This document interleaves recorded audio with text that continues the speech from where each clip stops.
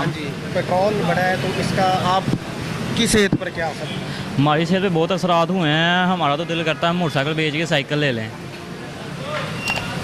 जी, इतनी महंगाई है, ऊपर से हर चीज़ ही, बिजली के बिल भी इतने ज़्यादा हैं। ये तो हमारे हुक्मरानों को चाहिए ना, सोचना चाहिए आवाम के लिए। तो बाकी पहले अब 20 रुपये बढ़ गया है, यानी कि अब 2 लीटर बंदे ने डलवाना हो 40 रुपये सीधे सीधे बढ़ गए हैं। तो जो गरीब बंदा है उसके लिए तो बहुत मुश्किल है। वजह क्या है? आज रश मुझे बहुत नज़र आ रहा है कि अगर 20 रुपये बढ़ा है तो इस वक्त रश ज़्यादा है कि आज 20 बढ़ा है तो कल क्या पता 30 हो जाए, 50 हो जाएं। इस वजह से भी लोग डलवा रहे हैं ज़्यादा। जी, अच्छा जी, और लोगों से भी बात करते हैं और उनसे जानते हैं कि पेट्रोल की बढ़ती हुई कीमतों ने उन पर क्या असर किया है।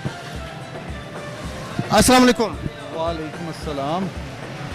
अच्छा सर, पेट्रोल की कीमत बढ़ गई है, इसका